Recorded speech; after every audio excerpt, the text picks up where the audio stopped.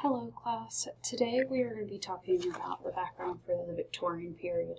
This is a pretty unique period because there's a lot of contradictory experiences happening at this time, and really the only reason we have this period so distinctly named and grouped is just because who the reigning monarch was, which was Queen Victoria. There's a lot of things going on in the Victorian period that really matter in terms of how we think and act today in the modern time, which seems surprising because, like, we're the United States. At this point, we exist as our own country, but movements happening in the UK are going to influence the world as well, and we were all dealing with some similar issues. So there's not easy characteristics to unite this period like we have the Romantic period, but there are some good things happening that will make it a little bit easier for everybody in terms of like how we think and act today. So during this period, the start can vary, as you can see, either 1830 or 1837, but all critics agree that about the time Queen Victoria steps into the throne, the Victorian period has started. So she officially ascends in 1837, and then when she dies in 1901, the Victorian period comes to a harsh end. Queen Victoria is responsible for holding this country together during the time in which there was a lot of chaos, there was a lot of uncertainty. So she really did a great job of keeping a united country in this time. She was well liked for the majority of her reign, but when her husband dies around 1861, she does disappear into a reclusive life. And so opponents start speaking out against her and want to move towards a more democratic way of government. However, she has her two jubilees, so a 50th and 60th year celebration of being queen. And when she comes back out, people view her as like a caring grandmother, and she's wildly popular again. She is kind of that perfect viewpoint of what we consider the standard Victorian values to be. This is a time of rapid growth. The Industrial Revolution is going on, so power and labor turn their back on the agrarian lifestyle and move into the cities, and we start valuing manufacturing.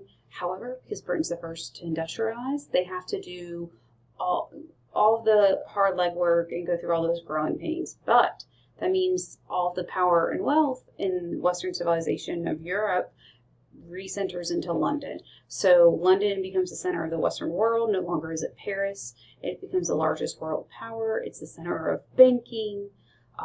And everything's just rapidly growing. London itself will grow 3 times its population during the Queen Victoria's reign. So in less than about 70 years, maybe a little less, it's going to triple the population. But she also keeps them out of major wars. They only deal with small colonial issues, and the empire grows to where 25% of the world is part of the British Empire, and the sun never sets on the empire. There's a lot of great things happening, a lot of growth, but there's also a lot of contradictions, which you'll see.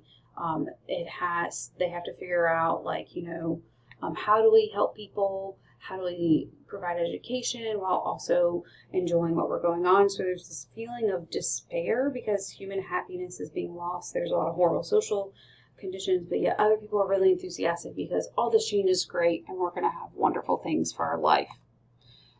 I do want to note that the Victorian period should actually best be broken down into 3, the early, the mid, and the late Victorian. Those are more united in their branches than just the Victorian period. So the early Victorian period is a time of trouble. Yes, there's some bright sparks. Yes, it feels like we have a good, strong start, but this is a troublesome time. In 1830, the Liverpool and Manchester Railway opens. So we have this massive network being established where people can travel. By the end of the age, over 21,000 miles of track have been built, including the underground system in London, so transportation is easy.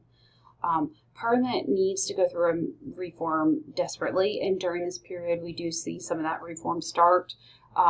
We get to redo some of the areas where rural areas that have no population have these huge voting powers. So like the landed gentry have all this voting power even though there's nothing going on out there, but then busy cities and towns now they have no power. So we have to reform. 1832, there's one of the reform bills, and any man with 10 pounds of land ownership means you get to value. So that means you had to own land of roughly $1,500 today to be able to vote.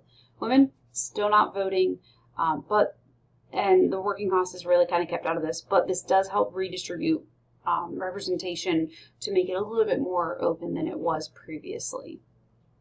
There are some good things that are happening in this age, like we've mentioned, but I really want you to understand there are economic and social issues that will create a weird feeling in some of the literature. They have economic recession twice. There's a food scarcity that leads to unemployment, desperate poverty, and rioting, as your textbook will tell you. Lower cost conditions are awful. We thought that, we just continue the laissez-faire economics, the country would be regulated. However, that's not happening.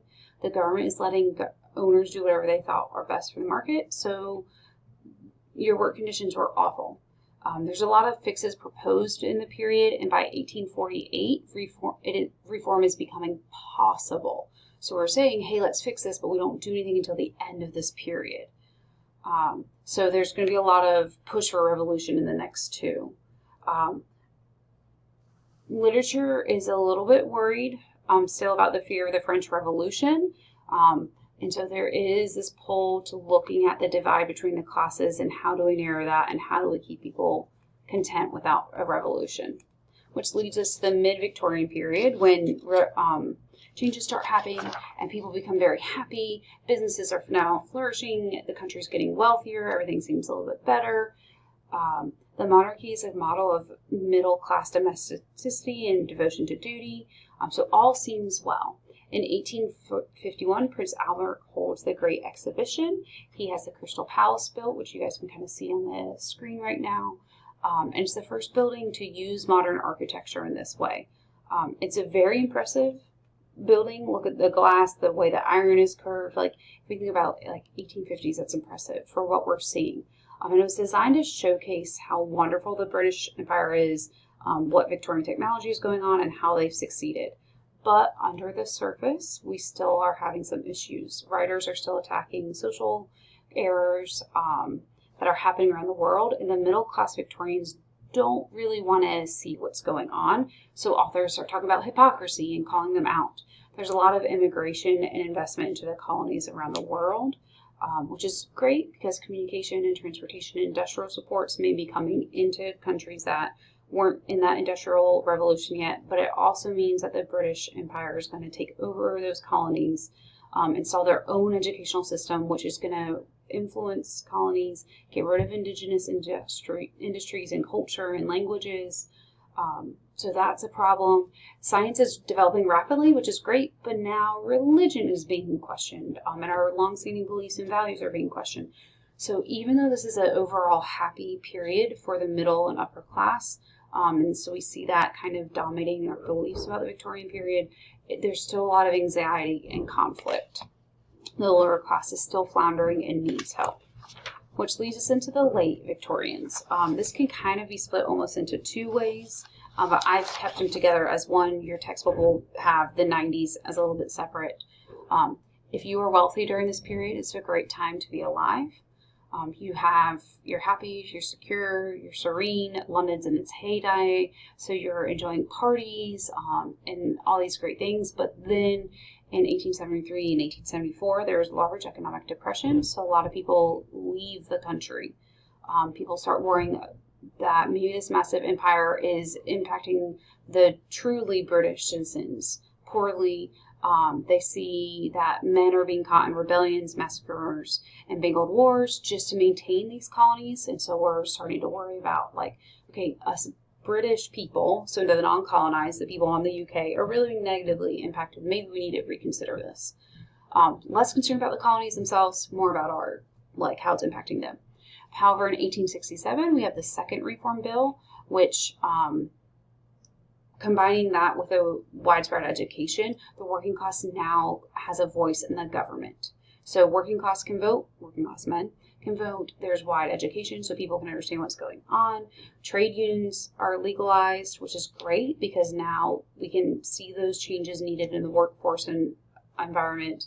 And depending on where you're living in this empire, you're going to have different feelings for the Victorian. So how you currently feel about the country and what's going on depends on where you live. On the outskirts, you're still in that mid-Victorian happiness. On the island itself, you're starting to see things break down and question everything. Edward, the Prince of Wales, is the complete opposite of Queen Victoria. So all of his scandals and money spending is causing concerns and worry. We're starting to feel that like conscious break of we no longer want to be like this because we don't like what's happening. So we get a little melancholy as we get into the 90s. And we start seeing this idea in literature of like there's a new spirit coming. We're weary, but we're sophisticated. We want to shock and appeal people. And so we're really moving into that early modern period at this point, but we're not quite broken until we really hit 1901, where everyone's like, we're done. The Victorian spirit is hard to define. Most of the stereotypes we think of today with the Victorian period actually belong to the middle class families of the mid-Victorian time period. So a small excerpt of the people and a small excerpt of the time is what we think of when we think of Victorian. But there's some general temper and spirits that we can still talk about. So Queen Victoria promotes earnestness and moral responsibility and domestic propriety. So being looking to take things seriously and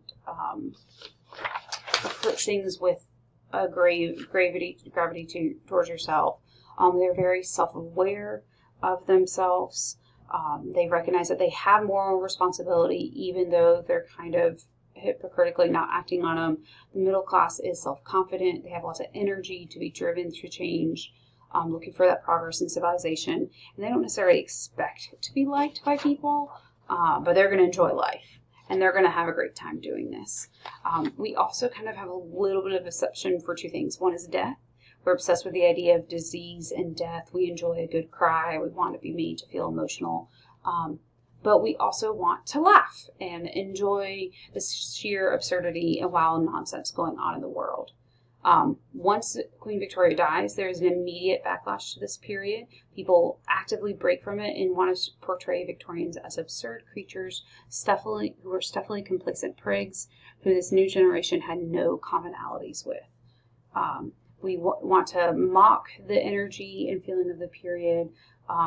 Because we maybe make the period feel a little less intimidating, but B, there was a lot of hypocrisy going on and a lot of issues at this time,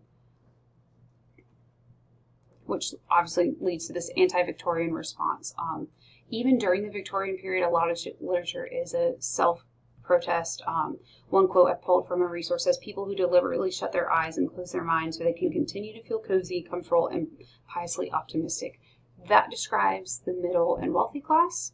So we are trying to mock that type of person during this time. We want to speak out against this, and we're angry that people are deliberately ignoring the issues and suffering that's going on. Because not everyone is happy, not everyone is living a good life, that the country's progress is impacting things more than just economics. We see the countryside being destroyed. Some authors describe it looking like hell. It's completely ruined. And there's two nations existing at this time. You are either poor and in that hell-like scape, or you are wealthy and loving life. And so writers just kind of want to provide that contrast. They don't want to be silenced.